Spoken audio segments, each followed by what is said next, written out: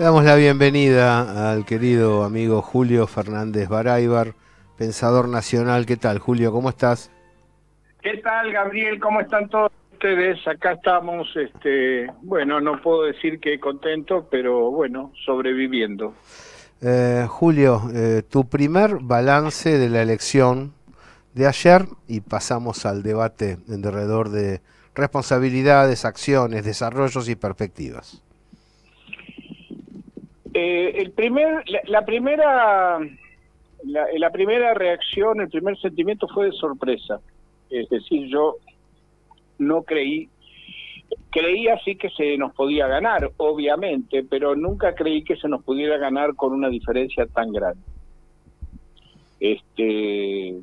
Creo que ahí tuve una falta de sensibilidad en algún aspecto de la realidad que no vi y que me produjo esta sorpresa. Una sorpresa desagradable y digamos ingrata, porque juntamente con la sorpresa, la conciencia clara de que se trata de posiblemente el gobierno más antinacional que hayamos tenido en la Argentina, conceptualmente hablando, quiero decir. Sí. Conceptualmente hablando es más antinacional que Videla. Uh-huh. y que Macri. Me explico, digamos, Videla que respondía a los intereses oligárquicos imperialistas y que era un represor criminal, se mantuvo ese gobierno durante todo el tiempo en la Comisión Nacional de Energía Atómica y llegó a resolver el tema de la producción de uranio enriquecido. Ese gobierno, es decir, había un núcleo en algún lado, un núcleo ideológico más o menos nacional que pensaba en esas cosas. Esto es absoluto pensamiento antinacional, Sí, que no sí. tiene nada que ver con la Argentina.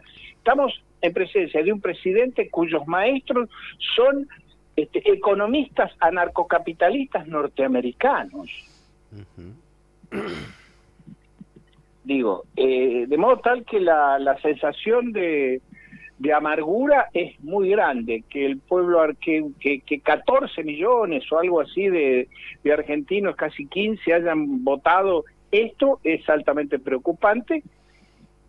Digámoslo, Sí. ensamblemos esto ahora que haces la mención internacional, que nos preocupamos mucho por dar información adecuada del mundo, para no tener una perspectiva del mundo que ya no existe, porque cuando escuchaba el discurso de Milei, vamos a ser como tal y como cual, está hablando de cosas que ya no son. Estados Unidos Claro. tiene una crisis humanitaria con drogadictos lanzándose por las calles y buscando trabajo y viviendo en trailers y en carpas al borde de la ruta, y lo estamos tomando como modelo y se lo escucha y se piensa que ese modelo es deseable. Es ideológico. Vos sabés que digamos, un concepto ideológico asentado en el cerebro no admite prueba en contrario. Uh-huh. Es ideológico, es un cipallismo ideológico orgánico que no responde ni siquiera a una realidad. Qué sé yo, los liberales de fines del siglo XIX podían decir, tenemos que ser como Inglaterra, ponele. Inglaterra era mucho mejor que Argentina, que era un país a gatas en formación, digamos, con enormes espacios vacíos, etcétera. Pero, digamos, Inglaterra era era la cabeza de un imperio gigantesco. Esto no es nada, es un imperio en decadencia. Es un imperio en decadencia, es decir, hagámonos romanos cuando vienen los bárbaros.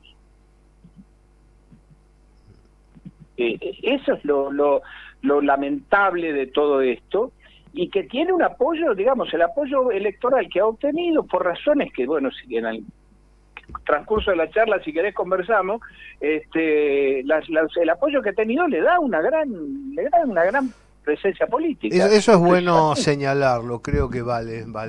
El tema de la legitimidad que brinda el voto es muy potente, hay espaldas, vale recordar, el menemismo tuvo 10 años, ¿no? Vale recordar, de la Rúa con Cavallo, 2 años, porque digo, algunos dicen, no, en 3 meses lo hacemos saltar. No, es verdad, eso es autoengañarse. Hay un volumen de votos que te habilita a la continuidad, esta es la verdad de la milanesa. Pero totalmente, y a una cierta, digamos, desarme de la oposición que dice, bueno, no, el hombre tiene 55% de los votos, vamos a ver qué hace. Quiero decir, más allá de que uno sepa qué va a hacer, pero es así objetivamente. 3 meses, nada, en 3 meses vamos a estar haciendo salto de rana. Esta es la verdad. Julio, el otro tema está relacionado con, bueno, cómo llegamos a esta situación, ¿no? Hace un tiempo, uno de los planteos eje del análisis de la señal ha sido, mira, es muy difícil ganar una elección diciendo que los que llevan adelante la fuerza política en gobierno han fracasado, porque estás convenciendo a toda la sociedad que has fracasado. Es una situación muy extraña donde la fuerza política que concurría a elecciones desde el oficialismo convenció a toda su militancia y a toda la sociedad de haber generado una catástrofe económica que no se corroboraba en los hechos. Se corroboraban dificultades, sin duda, que nunca negamos, pero no esta suerte de homogeneidad en el análisis según la cual el gobierno no tiene un solo aspecto reivindicable. Sí, ese es uno de los temas.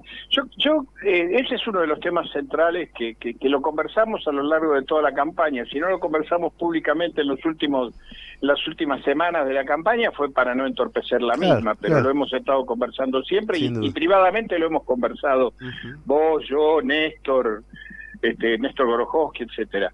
Pero ese es un tema, es decir, es muy difícil representar al oficialismo y no poder hablar del oficialismo, como si fuera a alguien caído de otro planeta. Es muy, muy difícil hacer campaña y estaba prohibido hablar de las cosas que logró este gobierno, cuyo único problema central ha sido la inflación. No es menudo problema, pero esa inflación es una inflación generada por las condiciones heredadas por este gobierno a partir de la deuda externa de Macri y la imposibilidad de tener dólares debido a una sequía más la pandemia. O sea, no pudimos juntar dólares para sostener el precio del dólar y se nos fue la miércoles. Pero ese es el problema, no hay otro problema. La industria funciona, hay una enorme cantidad de argentinos que se levantan todos los días a las 5 o 6 de la mañana para ir a fichar, y hay una enorme cantidad de argentinos que se levantan sin ir a fichar a ningún lado a trabajar en la economía oculta o en negro. Digo, que el sueldo no alcanza, menuda descubrimiento, el sueldo no alcanza. Digamos, yo no sé, es una estupidez tan grande esa afirmación y esa idea como centro de la crítica al gobierno de Alberto Fernández. El sueldo no alcanza, nunca alcanzó el sueldo, nunca alcanzó el sueldo. El sueldo garantiza la reproducción de la fuerza de trabajo. Lo que se modifica son cuáles son las condiciones de la reproducción de esa fuerza de trabajo. Pero claro que el sueldo no alcanza. Lo he escuchado desde que tengo uso de razón, en mi casa, en la casa de los vecinos, en la gente, en la escuela. El problema es que fue impulsado desde un sector como crítica oficial interna, ¿te das cuenta? No es que, porque si yo me encuentro con un amigo en la esquina y me dice el sueldo no alcanza, le tiendo la mano, le digo tenés razón, y si puedo lo ayudo, y si no, no. Pero claro, ahora, si me lo dice un dirigente nacional y hace pasar ese decir como una crítica económica, yo tengo un problema. El problema de estar militando con ese tipo, o esa persona, o esa mujer. Tenemos todos un problema, tuvimos todos un problema. Y además hay otra cosa, esto es un tema central que lo hemos hablado y lo podemos seguir hablando y posiblemente tengamos la obligación de seguirlo hablando. Yo tengo una sensación que quiero compartir con vos y con los oyentes. Dale. Yo tengo la sensación de que estamos viviendo el término, el cierre de un largo ciclo que empezó en 1945. Ese ciclo de alguna manera se ha agotado. Yo creo que estaba agotado ya en el 2000, 2001, 2002, y bueno, la historia sacó de la manga un naipe y aparecieron estos 12 años de Néstor y de Cristina que generaron una sensación de alivio y de bienestar general en la sociedad argentina, pero que no eliminó de fondo las causas de nuestros problemas. No eliminó de fondo la causa de nuestros problemas. Es decir, seguimos teniendo la misma ley de entidades financieras que decretó Martínez de Oz en 1976. La misma. Y lo que hoy tenemos delante como enemigo central del desarrollo y la capacidad histórica del pueblo argentino es el capital financiero.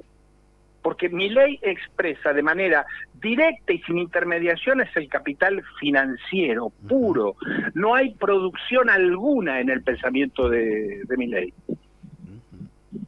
Hay dinero prima, la mercancía, o sea, el trabajo humano para producirla no existe. A punto tal, esto es así, que ya me entusiasmé, que el ministerio que se va a encargar de la salud pública, de la asistencia social y del trabajo en la Argentina se va a llamar capital humano. Yo le quiero explicar a los oyentes, que seguramente lo saben, que la esclavitud era justamente la idea de que el humano era capital, propiedad del propietario de esclavos. Bien. El humano no es capital, es trabajo. Bien. Que transforma lo que el capital le pone en sus manos para generar una nueva realidad. No es capital humano, es seres humanos enfrentados al capital. La idea de capital humano es la idea de volver a 1813, a la esclavitud, a la propiedad privada del trabajo humano. Si realmente, estoy de acuerdo, si realmente hay un cambio de ciclo, tiene que suscitarse, porque nada es automático, ¿no? Pienso en el hilván entre el irigoyenismo y el peronismo, pero bueno, tiene que pasar un tiempo. Hay todo un periodo en el cual el pueblo argentino puede quedar desguarnecido, sin identidad convocante, sin eje de construcción. Es la hora de los monstruos de la que habla Gramsci, exactamente. Es la hora de los monstruos de la que habla Gramsci. Estamos en problemas. Si uno observa el peronismo a nivel nacional, los gobernadores peronistas, a excepción de Gildo Infran, el resto de los gobernadores peronistas carece de una visión nacional. Representan a sus burguesías agrarias o comerciales de la provincia y carecen de la idea de un país. Digo, a punto tal que dividen las elecciones para no tener que correr el riesgo de seguir la suerte del candidato del justicialismo a presidente. Digo, hay una crisis en el justicialismo muy grande, amigos. ¿Cómo se va a solucionar? El pueblo argentino en su misteriosa sabiduría sabrá, el topo de la historia saldrá por algún lado, pero estamos en presencia de esta situación. Esto es lo que está en crisis. Estamos charlando con Julio Fernández Baraybar. ¿Qué otro elemento insertarías? Hablamos de las responsabilidades propias, hablamos, bueno, parece un modus operandi, ¿no? Scioli, Alberto, Massa, digo, el tema, péguele al que está surgiendo. Claro. ¿Qué otros elementos habría que insertar en esta narrativa vinculada con la derrota electoral? El otro elemento es que el mundo del trabajo ha cambiado sustancialmente. Es muy posible que nosotros tendríamos que haber hecho algún tipo de reforma. Porque si no la hacemos nosotros, la van a hacer ellos, que va a ser sangrienta, y nos van a dejar a los trabajadores, a los asalariados culo al norte.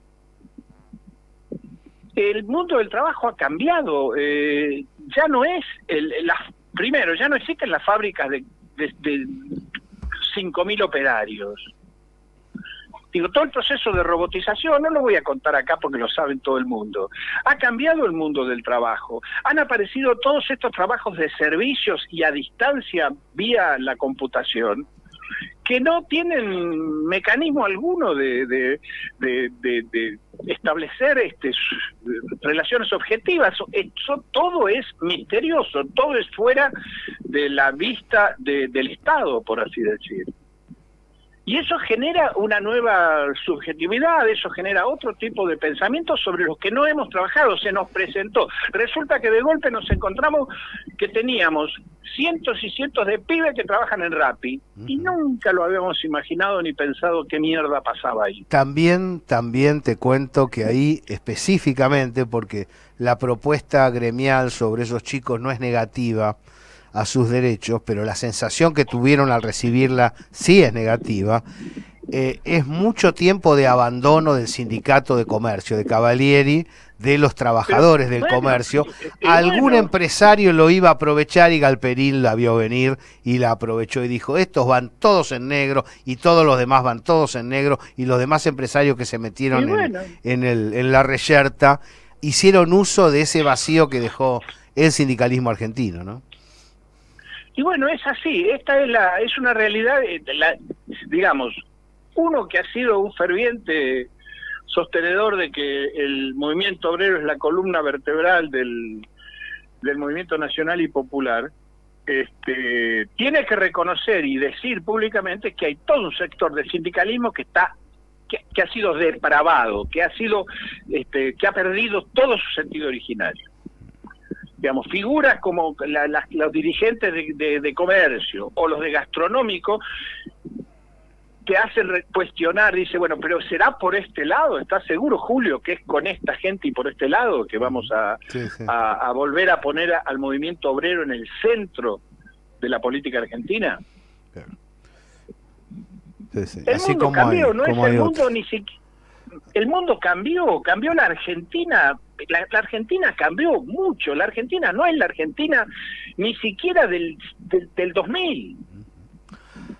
Así todo, cuando uno repasa, porque aquí hay varias observaciones que nos van haciendo llegar, quédese tranquilo que vamos a leer todas, uno se encuentra con que una política industrial bien orientada desde el Estado enlaza perfectamente con los BRICS y con el Mercosur ampliado. Es, además de todo esto que estamos señalando y de la oportunidad que estamos perdiendo, también una picardía dejar pasar, aún con preceptos un tanto añejos, esta oportunidad, porque es la oportunidad del know-how argentino y de los recursos básicos argentinos. Es el momento de zambullirse en el mundo y construir desde lo productivo, no desde lo rentístico. Pero sin duda alguna, eso sin duda alguna. Ahora, toda mi sensación es que esta gente no le despierta el menor interés el BRICS. Totalmente. Que están dispuestos incluso hasta mandar tropas a Ucrania si se lo piden. Lula dijo que no va a asistir a la Asunción. Bueno, la ruptura de relaciones es el sueño. ¿Estamos seguros que dijo eso? ¿Estamos seguros que dijo eso? Sí, yo creo que va a pedir alguna variante como para tener una posibilidad de acercarse, ¿no? Pero necesita posicionarse. Lo que digo es, la ruptura o la separación de Argentina y Brasil es realmente una celebración del norte. Es lo peor que le podía pasar al sur del continente. Pero es lógico.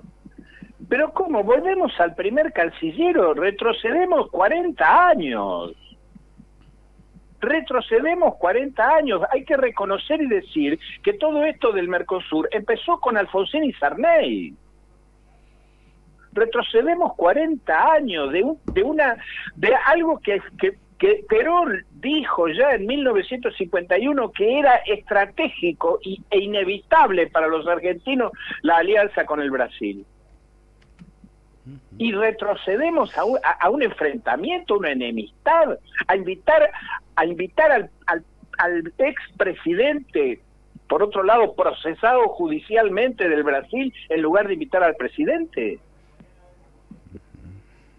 No, es verdaderamente un cuadro muy, muy entristecedor lo que se nos presenta, muy entristecedor. Julio, Para no hablar ya de los efectos económicos que rápidamente va a tener toda esta situación sobre el bolsillo de cada uno de los argentinos, incluido la inmensa mayoría de los que lo votaron.